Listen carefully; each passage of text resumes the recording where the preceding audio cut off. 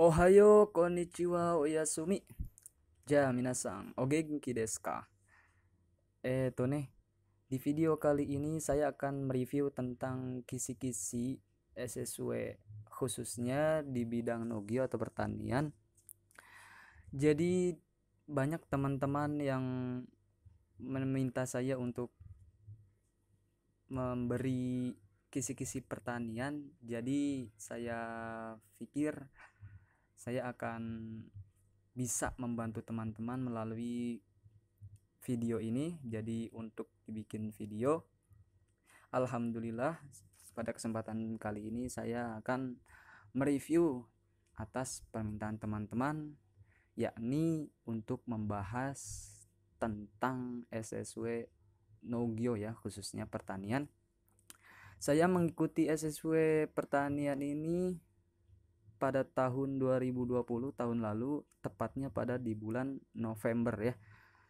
Oke, baik, untuk tidak berlama-lama mari kita simak videonya. Oke. Nah, berikut ini adalah hasil SSW saya ya. Jadi ada dua macam soal, yakni yang pertama tentang bahasa Jepangnya, yang kedua tentang materi tentang bahasa Indonesianya ya. Jadi di sini saya mendapatkan poin 78%, yakni di mana bahasa Jepangnya itu 90% dan materi core farming examnya 73%. Ya, mungkin saya harap kalian semua bisa mendapatkan jauh lebih tinggi dibanding saya ya. Maka dari itu, semangat terus. Oke, simak videonya sampai habis. Baik, di sini saya sudah mengisi tentang lembaran-lembaran yang nanti akan kita bahas ya. Oke, langsung saja kita buka di halaman 6 pertama-tama ya. Baik, silahkan dibuka pada halaman 6 tentang penjarangan. Nah, nanti kalian semua akan dihadapkan tentang soal penjarangan, di mana soalnya itu tentang soal gambar ya. Nah, nanti kalian tinggal pilih saja gambar yang sekiranya pas dan cocok tentang yang ada di dalam buku materi ini ya. Serta pembibitan. Di bawahnya itu ada poin pertama, pembibitan. Nah, di mana pada poin pembibitan ini soalnya itu tentang keunggulan dari pembibitan tersebut. Jadi kalau nggak salah itu soalnya ciri-ciri keunggulan dari pembibitan adalah, nah dari situ kita disuruh milih tentang keunggulan dari pembibitan ya. Kalian semua tinggal cocokkan saja dengan yang ada di buku ini ya. Nanti kalian pahami, kalau bisa dihafalkan, tapi tidak perlu dihafalkan supaya nanti tidak terlalu pusing ya. Baik, selanjutnya kita buka halaman 8. Oke, tadi di halaman 6 ini perlu dipahami ya tentang penjarangan dan pembibitan. Khususnya keunggulan dari pembibitan. Itu dipahami saja. Oke, lanjut. Kita buka di halaman 8 tentang cara penanaman bibit dari pot. Ini poin penting tentang gambar lagi. Nanti dihadapkan soal bergambar. Nah, jadi cara penanaman bibit yang dibudidayakan di sel itu yang bagaimana gitu. Nanti ada gambarnya tertampil di layar komputer ya. Kita cocokkan juga sama, tidak jauh beda. Jadi ujian SSW Tokutegino ini tidak jauh dari soal bergambar gitu ya. Entah itu soal bergambar atau jawabannya bergambar gitu. Nanti kalian tinggal cocokkan saja mana yang sekiranya pas dengan yang ada di buku ini, oke? Oke, lanjut. Kita ke halaman 9, silahkan dibuka di halaman selanjutnya. Di halaman 9 ini tentang alat-alat yang digunakan untuk penyiraman air ya. Tentang alat-alat yang digunakan untuk penyiraman air ini nanti kalian semua disuruh milih apa nih alat-alat yang digunakan untuk penyiraman air itu yang bagaimana gitu alatnya. Gambarnya nanti ada tertampil jawabannya itu tubo penyiram air ya, yang warna hitam ini. Nah nanti kalau nggak salah itu ada 4 ya, kalau saya agak lupa sih. Jadi ini intinya soalnya apa, jawabannya itu tubo penyiram air yang warna hitam ini. Jadi nanti ada selain itu jawabannya ada traktor, gambar traktor, ada alat mesin panen gitu semacamnya. Nah, jadi jawabannya tubuh penyiram air. Baik, kita buka di halaman selanjutnya, di halaman 12. Oke, silakan dibuka di halaman 12 tentang karakteristik tanah yang mengandung banyak remah gitu. Nah, jadi tidak jauh berbeda dihadapkan tentang gambar lagi, dimana kalian disuruh milih manakah struktur remah gitu. Nah nanti kalian tinggal cocokkan lagi. Oke, kalian pilih struktur remah yang ada renggang-renggangnya, bukan yang struktur berbutir tunggal. Oke, lanjut kita buka halaman 14. Nah di halaman 14 ini tentang alat pengukur tingkat keasaman dan pH dalam tanah. Oke, nanti di soalnya itu saya masih rada ingat. Jadi alat pengukur tingkat keasamannya itu nanti ada gambar, di mana gambar tersebut ada alat pH-nya ini menunjukkan jarum jamnya menunjukkan di angka pH berapa gitu. Nah, nanti kalian tinggal pilih sekiranya pas gambarnya itu tingkat pH-nya keasamannya segini, ya kita pilih gitu. Baik, selanjutnya kita buka di halaman 15. Oke, selanjutnya kita buka tentang mesin-mesin pertanian ya. Mesin-mesin pertanian ini kalau nggak salah itu soalnya itu dihadapkan tentang gambar lagi. Jadi di antara 4 ini soal yang keluar itu salah satu soal contohnya itu misalnya plog yang keluar. Nah, gambarnya ini alat di atas itu bernama apa gitu. Itu kalau nggak salah contoh soalnya gitu ya. Perlu dipahami saja dan perlu dimengerti gitu. Kita harus paham plog itu apa, alat bajak yang terpasang gitu, atau traktor yang dikendarain orang gitu. Jangan sampai salah pilih gambar dengan maksudnya gitu ya. Kita tinggal pilih gitu. Baik, selanjutnya kita buka di halaman 25. Oke, di halaman 25 minasan silakan dibuka. Baik, tentang mesin panen dan prapendinginan. Oke. Pada halaman ini kita dihadapkan tentang gambar lagi tentang mesin kombin. Kalau pengalaman saya yang saya masih ingat itu kombin yang keluar itu manakah mesin panen gitu.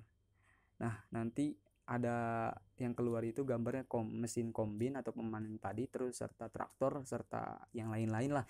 Nah, nanti jawabannya kalau berdasarkan pengalaman pribadi saya ini mesin kombin ya pilihnya ya, karena sesuai dengan soalnya. Manakah mesin panen? Jawabannya kombin.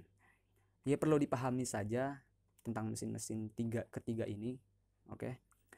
Lanjut di bawahnya itu ada tentang prapendinginan. Nah, prapendinginan itu saya itu soalnya itu kalau nggak salah tujuan dari prapendinginan itu apa? Nah, tujuannya kan adalah menjaga kesegaran. Nah, itu jawabannya. Jadi kita tinggal pilih saja ya. Kita perlu dipahami saja tentang prapendinginan supaya tidak terlalu kaget atau gugup dalam menjawab gitu ya. Karena kita sudah mengetahui poin-poinnya gitu. Baik, kita lanjut buka di halaman selanjutnya yakni 26. Di mana di halaman 26 ini tentang pemulsaan ya. Nah, di halaman 26 ini berdasarkan pengalaman saya itu pemulsaan itu manfaat-manfaatnya itu apa aja gitu. Nah, salah satunya perlu dipahami itu poin-poin pentingnya ya di antara 4 ini gitu ya. Mengatur suhu tanah dan memperbaiki lingkungan pertumbuhan dan seterusnya sampai bawah.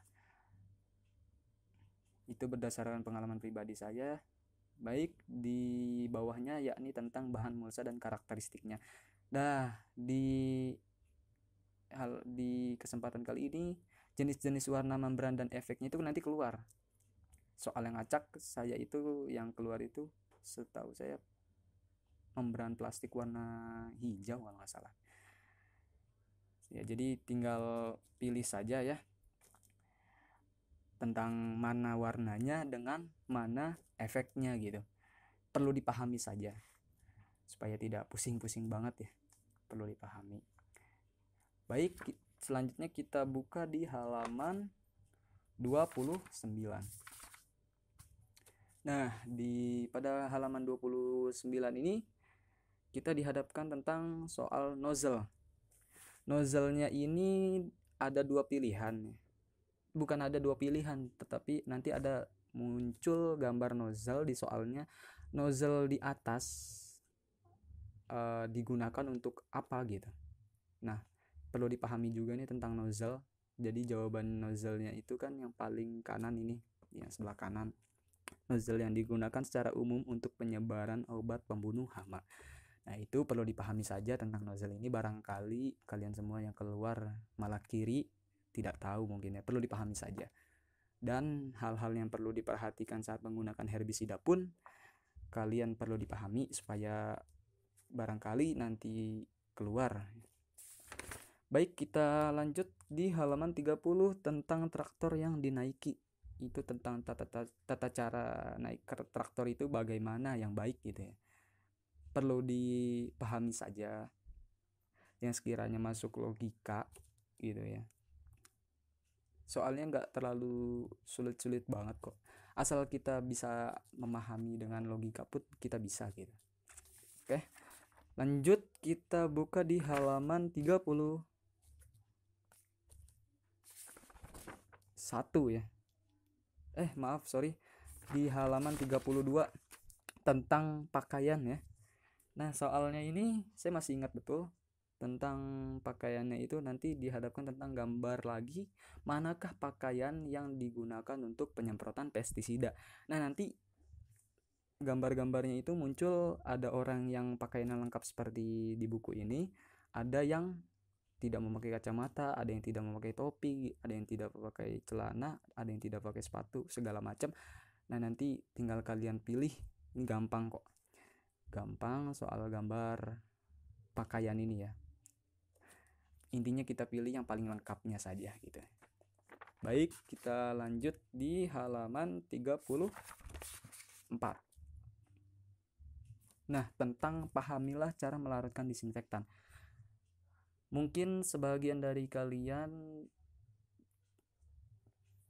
ada yang mengalami mungkin ya, atau mungkin barangkali untuk mencegah ya, perlu dipahami saja tentang pahamilah cara melarutkan disinfektan. Ini soal ini saya keluar, dan dimana soal itu saya jawab asal-asalan karena saya tidak tahu dan serta saya kaget.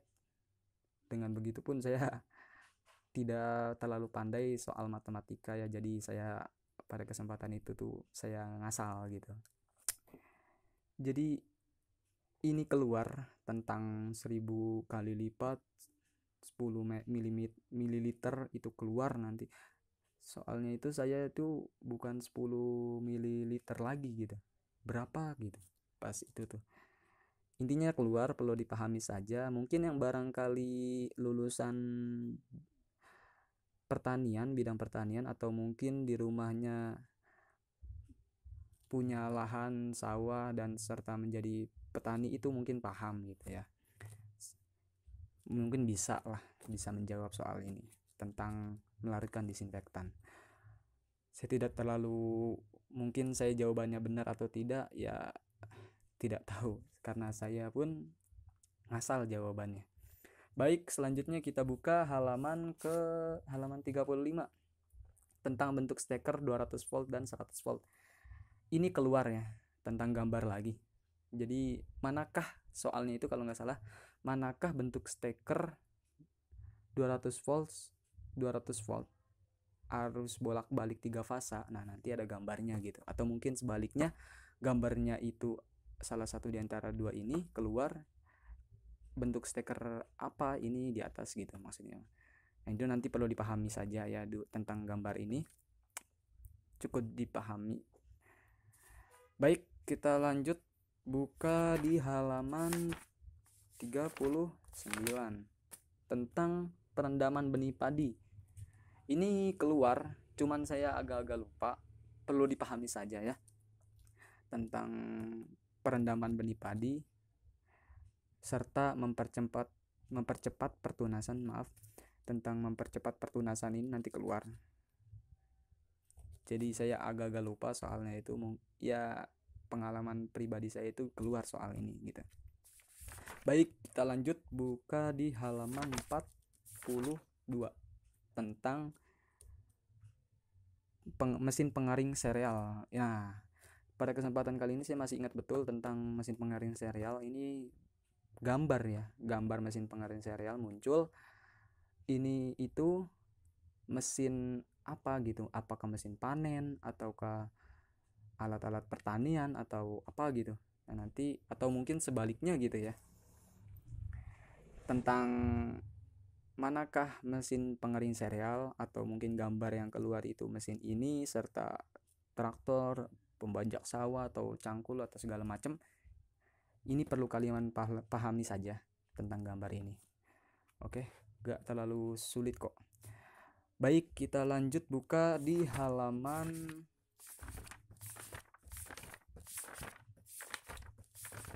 maaf ya Mina, ini sebagian saya tulis berdasarkan pengalaman pribadi saya. Baik, kita buka di halaman 57. Nah, di halaman 57 ini malah soalnya yang saya tulis kebalik. Jadi soalnya itu film keras sebagai pengganti dari kaca di rumah kaca, apakah bisa diganti selama bertahun-tahun? Nah, kalian semua tinggal cari jawabannya ya di Google, mungkin bisa di search tentang soal ini. Saya malah soalnya yang saya tulis tentang itu ya. Ini salah satu soal yang saya masih ingat lalu saya tulis. Film keras sebagai pengganti dari rumah kaca. Di rumah kaca apakah bisa diganti selama bertahun-tahun? Itu keluar. Mungkin di buku ini tidak ada ya, tapi berdasarkan pengalaman pribadi saya itu keluar. Nah, jadi saya ngasal gitu ya. Saya asal-asalan jawabnya. Saya sudah lupa juga tentang jawabannya itu bergambar atau apa? Teks, bentuk teks. Itu keluar. Baik, lanjut di halaman selanjutnya di halaman 58 tentang bentuk atap ya. Nanti dihadapkan tentang bentuk atap, yakni salah satunya tipe Venlo nanti keluar. Jadi tipe bentuk Venlo itu yang bagaimana? Salah satu contoh soalnya seperti itu kurang lebih ya. Tipe Venlo itu yang bagaimana gitu. Nah, nanti kalian perlu pahami saja bentuk atap ini, barangkali yang keluar itu berbeda dengan pengalaman pribadi saya ya. Oke, baik. Kita lanjut di halaman selanjutnya di halaman 59 tentang bahan penutup dalam. Ini keluar. Dan salah satunya yang saya alami itu tentang kain saringan atau kanreisha. Itu nanti dihadapkan tentang gambar lagi. Jadi gambar apa soalnya itu manakah yang dimaksud dengan kain saringan atau kanreisha, itu nanti dihadapkan tentang gambar seperti ini yang muncul. Nanti kalian tinggal pilih aja gambar yang cocok dengan di buku sama dengan di soal gitu. Kurang lebih seperti itu yang saya masih ingat, atau mungkin salah, saya tidak tahu. Yang jelas ini keluar tentang bahan penutup dalamnya. Baik, lanjut kita buka di halaman 61. Di halaman 61 ini tentang urutan ventilasi dulu ya. Jadi di urutan ventilasi ini dihadapkan tentang gambar lagi. Nah, jadi kalau gak salah itu ventilasinya saya udah lupa juga. Jadi intinya itu pahami saja tentang urutan ventilasi ini. Keluar pengalaman pribadi saya ini keluar. Saya masih ingat. Serta perlengkapan untuk pengendalian hama di bawahnya itu ya. Tentang gambar lagi. Jadi penerangan anti serangga khususnya itu yang keluar jawabannya gitu. Perlu dipahami saja, saya udah lupa juga sih ya. Baik, kita lanjut buka di halaman 62 tentang cara retensi panas. Ini keluar menurut pengalaman pribadi saya tentang cara retensi panas. Itu saya kurang paham ya. Intinya perlu dipahami saja tentang membran vinil itu letaknya di mana, terowongan letaknya di mana, atau gorden letaknya di mana, itu perlu dipahami, serta penjelasannya ini perlu dipahami juga ya. Yang jelas ini pengalaman pribadi saya keluar gitu. Baik, kita lanjut di halaman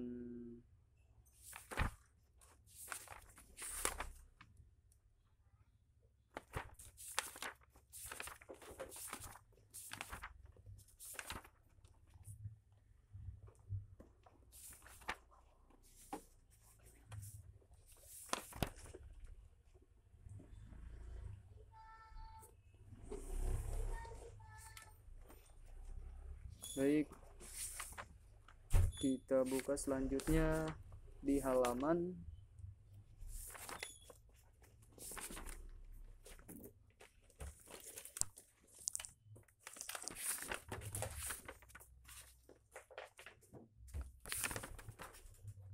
tujuh puluh tiga. Baik, sorry. Jadi ini di halaman berapa? Maaf.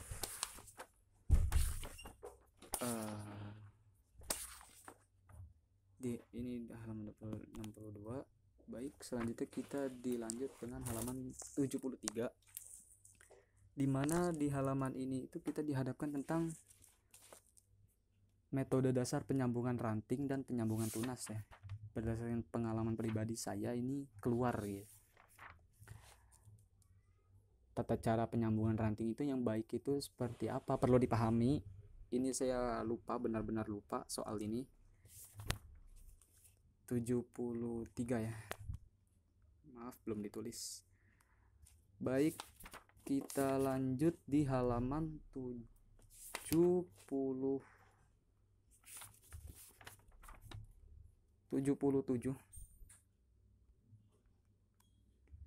Baik, di sini nanti memahami cara pemangkasan itu keluar. Ini benar-benar saya ngasal, saya masih paham benar soalnya itu tentang gambar, dan saya itu pun tidak mengerti tentang penjelasannya, maka dari itu saya ngasal. Baik, perlu dipahami saja untuk halaman 77 ini, serta halaman 78 tentang pahamilah bentuk pohon dan jenis pohon buah, itu perlu dipahami saja. Berdasarkan pengalaman pribadi itu saya keluar, saya masih hafal betul tentang itu. Baik, mungkin ada lagi di halaman 88, silakan dibuka. Di halaman 88 ini tentang memahami bahan utama untuk pohon buah dan tujuannya ya. Nah, nanti gambar-gambar tersebut di antara 3 ini keluar. Contoh soalnya saya sudah lupa. Yang jelas ini 3 ini keluar gitu ya. Tentang bahan mulsa, cara pemakaian, tujuan, lembar reflektifnya, cara pemakaiannya, dan tujuannya. Itu keluar ya, berdasarkan pengalaman pribadi saya. Perlu dipahami saja. Ya, oke. Itulah tadi beberapa poin penting yang saya alami berdasarkan tes pada tahun lalu, tepatnya tahun 2020 bulan November. Jadi dimana setelah tes tersebut saya lingkari ya, poin-poin mana yang keluar dan saya alami tadi gitu. Semoga bermanfaat bagi kalian yang mau mengikuti ujian Naugi atau pertanian. Mudah-mudahan diberi kelancaran serta tidak ada hambatan. Semoga lulus, poinnya memuaskan, dan semoga bisa cepat terbang ke Jepang. Oke, baik. Segitu saja video dari saya, semoga bermanfaat. Bila kalian suka, silakan like, comment, and subscribe. Oke? Ja, mata ashita.